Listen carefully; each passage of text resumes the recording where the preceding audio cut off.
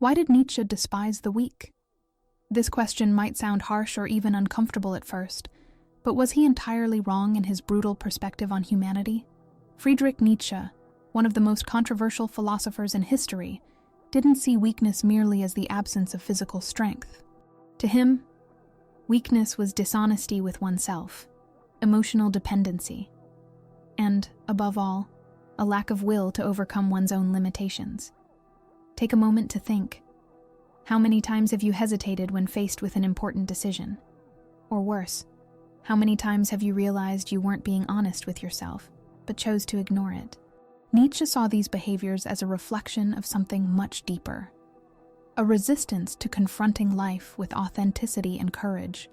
In this video, we'll delve into why Nietzsche was so critical of weakness. We'll look beyond appearances to uncover how his ideas about strength and self-overcoming can help us better understand our own choices. This discussion will not only demystify the philosopher's thoughts, but also challenge you to reflect on how you live out your authenticity. When Nietzsche spoke of weakness, he wasn't merely referring to physical strength, measured in muscles or bodily endurance. He was interested in something far deeper, weakness as a state of being, expressed through dishonesty with oneself, emotional dependency, and an unwillingness to face life authentically. To him, such attitudes undermined our ability to live fully. Now, think of someone who constantly postpones important decisions. Perhaps you've been there, hesitating to leave an unfulfilling job or avoiding the tough conversations needed to address issues in a strained relationship. This procrastination isn't just inaction, it's a symptom of weakness, an attempt to escape the responsibility of transforming one's life. For Nietzsche, this avoidance is dangerous because it traps us in a life we haven't consciously chosen. In Thus Spoke Zarathustra, Nietzsche introduces the concept of the Übermensch, or Overman. This idea might seem complex, but think of it as a symbol of self-overcoming. The Übermensch isn't a perfect or unattainable being. It's someone who, despite hardships, chooses to face their most uncomfortable truths and act with courage. They represent the individual who decides to forge their own path instead of following what's been imposed on them. The Übermensch doesn't flee. They choose. This brings us to an essential reflection. Does ignoring weakness destroy our ability to live a life that truly belongs to us? For Nietzsche, weakness isn't just a lack of strength. It's also a form of dishonesty, especially when we choose to lie to ourselves. This idea is powerfully illustrated in Dostoevsky's novel, White Nights.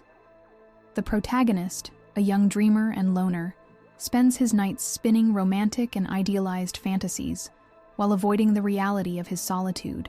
He believes he's merely indulging in his imagination, but in truth, he's caught in a cycle of self-deception that prevents him from taking action and changing his life.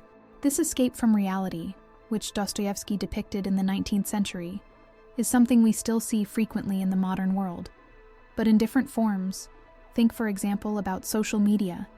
How often do we encounter images of seemingly perfect lives, amazing trips, happy moments, brilliant achievements? But what these posts often hide are the fears, insecurities, and failures that everyone faces. This idealized facade might seem harmless, but it creates a deep disconnect between who we truly are and the image we choose to show the world.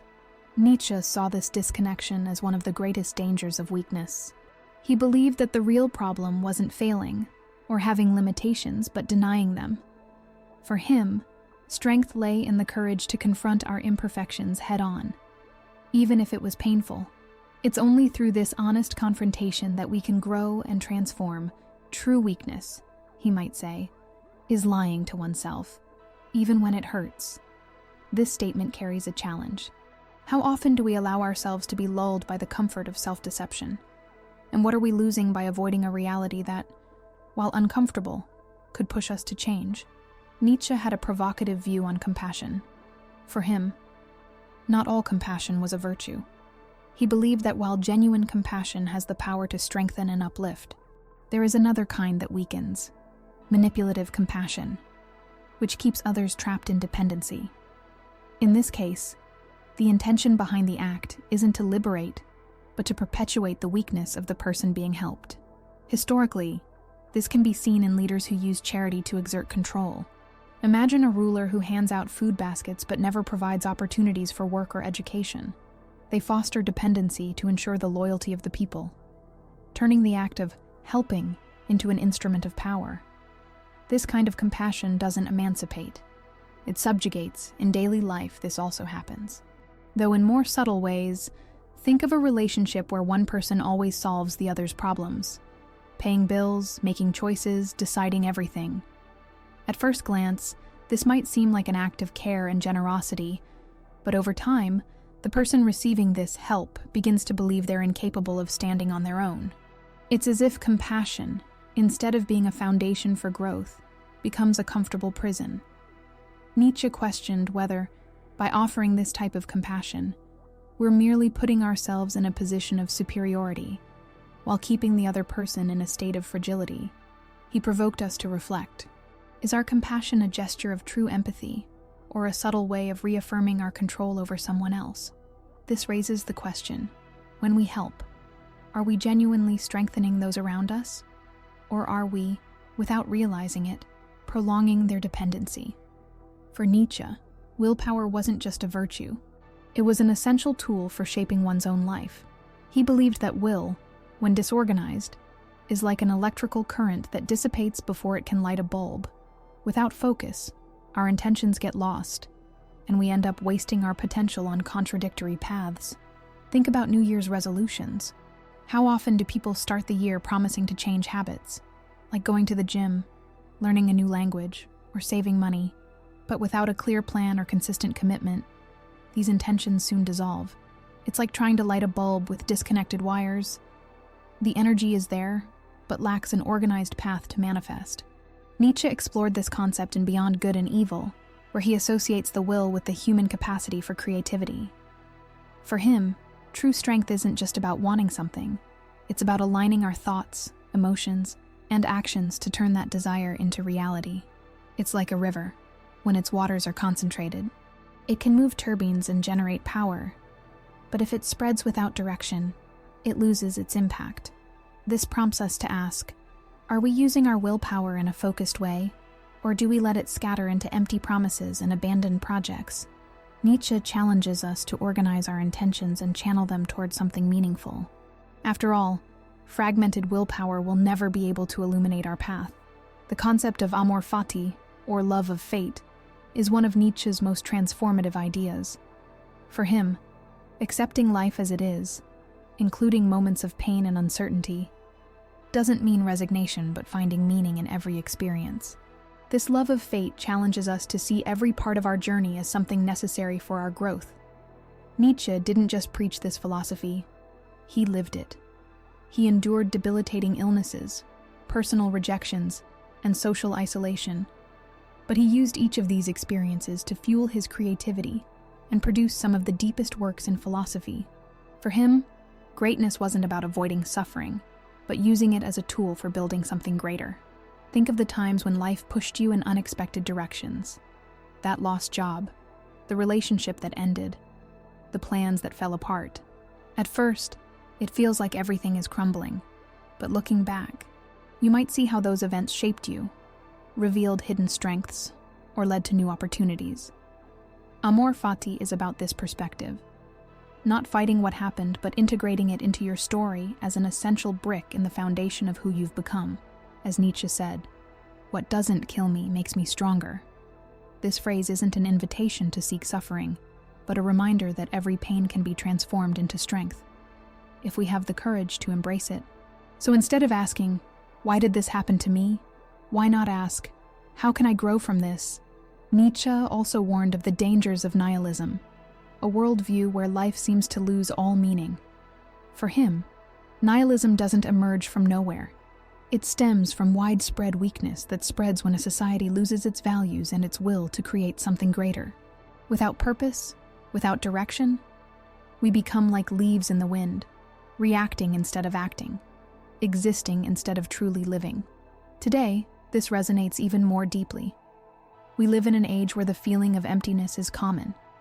Social media, excessive consumption, and constant distractions mask a deeper restlessness, the lack of real purpose.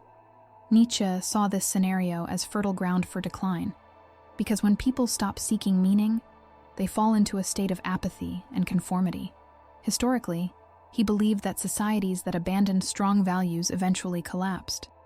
Think of the fall of great civilizations that, after losing their moral and cultural foundations, ceased to progress. For Nietzsche, the same applies to individuals. Without purpose, we drift, consumed slowly by nihilism. His answer to this was clear. Resisting nihilism means finding purpose, even in the smallest of everyday actions. It's not about waiting for a grand universal meaning, but about creating our own.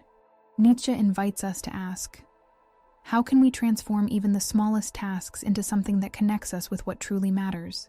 So, here we are, ready to turn reflection into action. Nietzsche believed philosophical ideas shouldn't remain theoretical.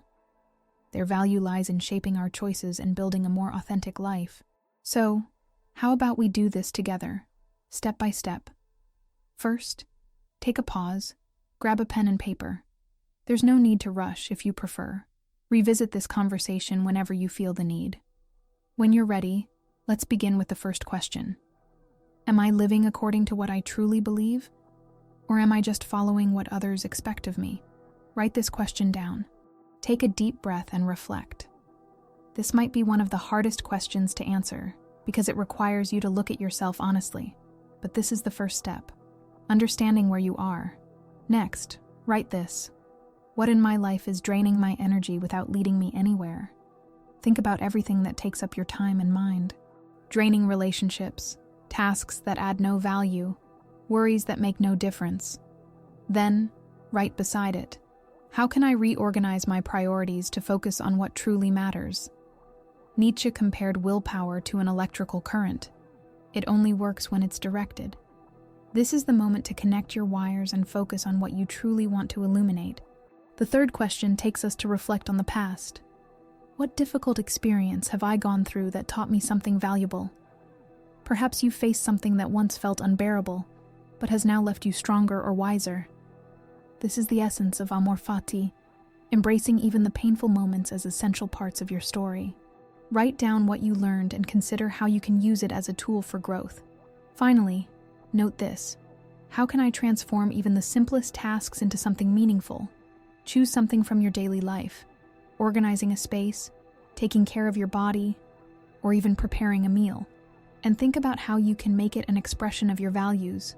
Nietzsche taught us that it's not the size of the task that matters, but the intention behind it.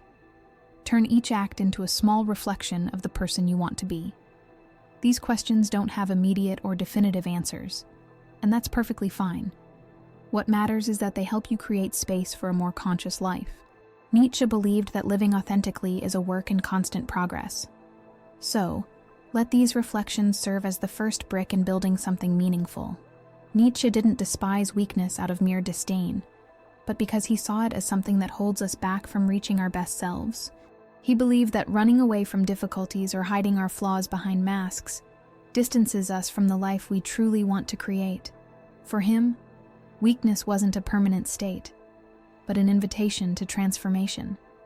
In Nietzsche's view, strength isn't about dominating others, but about overcoming oneself. It's about honestly confronting our limitations, and instead of fearing them, using them as steps to grow. This self-overcoming doesn't have to be grand or immediate. Every small step counts, as long as it's aligned with what truly matters, what makes sense to you, not to others. Think about the reflections and questions we've explored together. Each one is an invitation to look at your life with more courage, to reorganize your priorities, and to find purpose even in the smallest actions. But remember, these answers aren't about what should be. They must come from what you deeply feel in your heart. It's about disconnecting from what others think is right and reconnecting with what resonates within you. Nietzsche reminds us that there isn't a ready-made meaning waiting for us. We must create it ourselves through our choices, efforts, and intentions. And I want to thank you for being here with me, for joining me on this journey of reflection and exploration. You are incredibly important, and I'm deeply grateful to be able to connect with people like you, who have the courage to seek purpose and strive to be better every day. The very fact that you're here, reflecting on life, shows how strong you are. Your presence, your thoughts, and even your doubts are signs of someone living with intention, and that is rare and precious. Finally, I want to invite you to share in the comments what you thought of this video, what you've reflected on, or how these ideas resonated with you. I would love to hear your perspective, understand how these questions impacted you, and continue this conversation with you. So, in the end, the challenge remains. How can you organize your will, confront your weaknesses, and turn each day into a step toward becoming your best self? The challenge is great, but as Nietzsche would say, it is in the effort that we find greatness. Become who you are.